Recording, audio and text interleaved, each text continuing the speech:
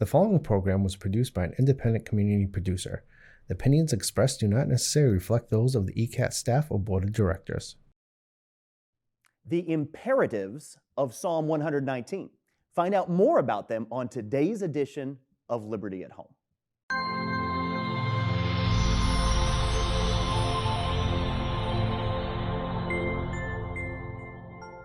Hello, friends, and welcome back to the latest episode of Liberty at Home here on ECAT in Northeaston Village, Northeaston, Massachusetts. I'm Adam Riveiro, and I'm the pastor of Liberty Baptist Church located at 800 Washington Street, right here in Easton. On today's edition, we're resuming our look at Psalm 119, section by section, by looking at verses 33 through 40. You'll notice the section is titled He, for the fifth letter in the Hebrew alphabet. Well, let's get right to it. So follow along with me, starting in verse number 33. Teach me, O Lord, the way of thy statutes, and I shall keep it unto the end. Give me understanding, and I shall keep thy law. Yea, I shall observe it with my whole heart. Make me to go into the path of thy commandments, for therein do I delight. Incline my heart unto thy testimonies, and not to covetousness.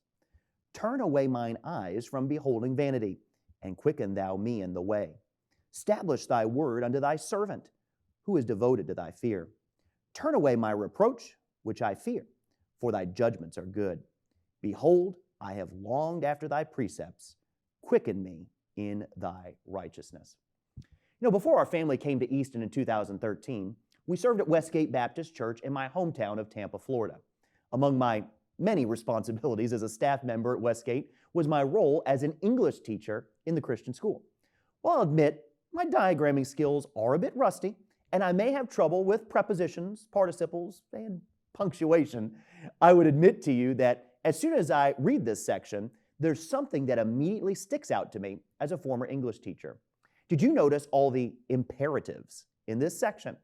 Each of the 8 verses in this text are imperative sentences, meaning they are commands or requests that are given. And while you'll find several of these types of verses all throughout Psalm 119, nowhere else do we see an entire section filled with them like we do right here in verses 33 through 40.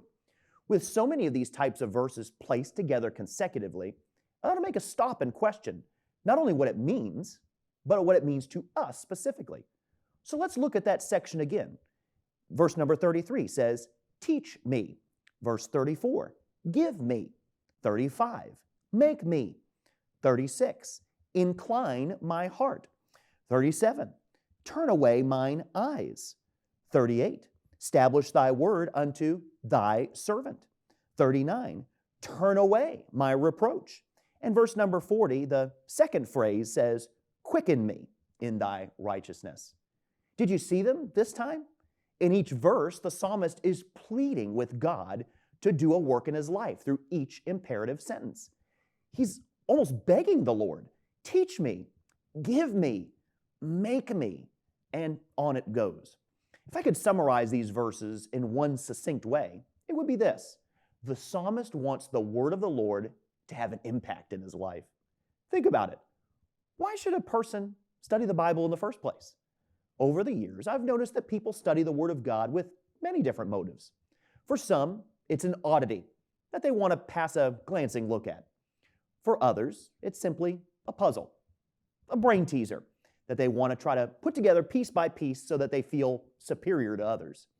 Some even try to tear it apart in a desperate effort to debunk it, like that hasn't already been attempted by others for the past couple millennia. But look at the psalmist. He wants the Word to be real in his life. As we read the Bible, it's important that we ask the Lord to make specific application in our life. Lord, show us where we have sinned. Father, teach us where we need to understand more. God, prod us in areas where we need to better live out our faith. Reading the Bible isn't a contest to see who can read it the fastest or who can read it the most. No, really, it's a lifelong pursuit that should make us live more like Christ. And really, that's what this section is all about, making the Word real in our daily lives. James 1:22 says it best, but be ye doers of the Word, and not hearers only, deceiving your own selves. Let's be doers of the Word. After all, the Bible isn't just a textbook, it's really a life book. Well, as always, I'm thankful that you've joined me for another edition of Liberty at Home. We broadcast every Sunday on ECAT at 9 a.m. And you can also find each episode on YouTube by searching for Easton Community Access Television. In the meantime, I hope you stop by and visit us sometime at Liberty Baptist Church, maybe even this coming week. We meet every Sunday and Wednesday at 800 Washington Street, Route 138, right here in Easton.